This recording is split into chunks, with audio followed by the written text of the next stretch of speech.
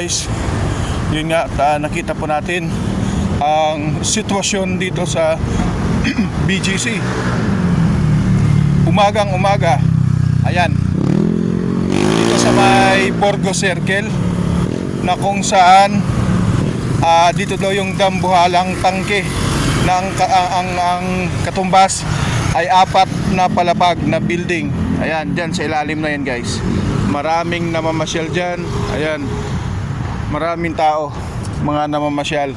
Itong area na to, ito yung Borgos Circle. Yan guys. Maraming mga aso, pinapasyal nila. Marami ring tao na naglalakad, namamasyal at nagpapahinga. Ayan, magaganda yung mga punong kahoy.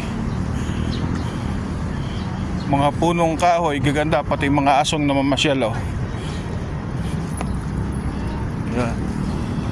Iba-ibang asong namamasyal.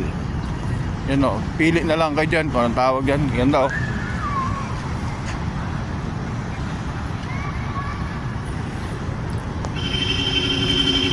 magandang walking exercise ito guys dito sa may BGC. Ayan, habang naglalakad, magpahinga kung napagod. Meron pa ditong kung di pa kayo nakapunta ng Thailand ba yun o Malaysia, yung building na magkatabi na matangkad na may butas sa gitna. Ito, pwede rin kayong magpa-picture dito. Sa Mind Museum naman to guys. Mind Museum, magkakatabi lang yan. Mind Museum, Borgo Circle. Yan, dito sa may BGC. Ayan guys yun, yan. Picture kayo dito, ganda ng view. Dito ka nakatayo ka, ang view mo yung sa taas, dalawang building, gitna ka. Yan, style na lang sa anggulo nyo guys. Ayan para kang nasa ibang bansa din. Dito gusto mo rin pumunta ng kunyari para ka na rin sa ibang bansa rito. Sa gitna yan napapaligiran ng mga iba't ibang kulay na building. Diba?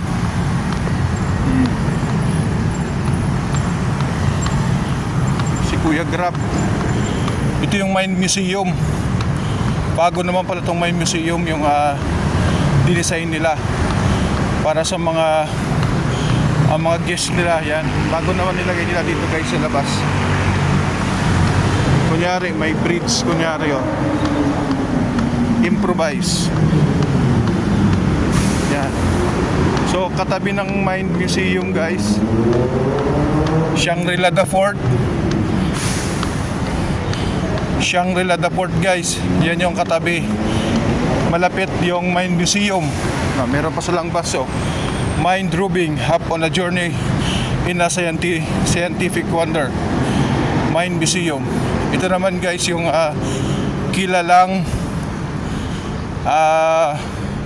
High Street, Bonifacio High Street. Yan, diretso na yan, Bonifacio High Street. Ayan, yung Bonifacio High Street na yan, 1 Bonifacio High Street.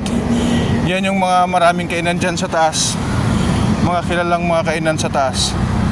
Yan, napapaligiran din yan ng mga matataas na kondo guys, napapaligiran ng mataas na condominium, mga kilalang condominium. Yan, sa baba niyan, ito yung 1 Bonifacio High Street Mall yan. Tapos sa mga gilid, marami mga kilalang mga restaurant. At ang bagong bukas guys na yan, merong cafe Malonggo habang nagbabasa ka. At yung bagong bukas na Atmos, yung mga sapatos, shorts, tsinelas, mga pang sports, ganda ng mga sapatos yan, Atmos. Yan yung bagong pinupuntahan ngayon dito sa BGC. Yan, magkakatabi lang sila yan guys. Pag pumunta kayo sa BGC, Bonifacio High Street, yan, walking distance, mas maganda Marami kayo para masaya. Walking distance lang. Yan oh. Oh. Yan. Meron pa oh. Nakakatakot yan. High-tech. High-tech dito guys oh, sa BGC. Hindi ko na alam kung anong tawag doon. Pero gusto ko rin makasakay doon kaso hindi natin afford yun, mahal. Hanggang tingin na lang muna tayo. Sana soon makabili tayong ganon. Nakatayo ka tapos may parang pang Korean yun eh na sasakyan. Sige guys. At kung gusto yung pumunta rito sa BGC, magkakalapit lang yung mga magagandang lugar dito. Ito, ano ito? Ascot Hotel. Ayan, Ascot naman yan. Doon sa kabila, 5th Avenue. Ayan, may na-spotted pa tayong mga sports car. Ayan o, yung sports car na blue. Spotted. Oh, sports car. Napakagandang sports car. Dito lang tayo makakita ng napakagandang sports car, guys. Sige guys, maraming salamat. Maligayang pamamasyal dito sa BGC. Hindi kayo maligaw dito, marami pa kayong mapupuntahan. Saan pumunta yung sports car na kulay blue? Ayan, babae pa lang yung driver. Yan o.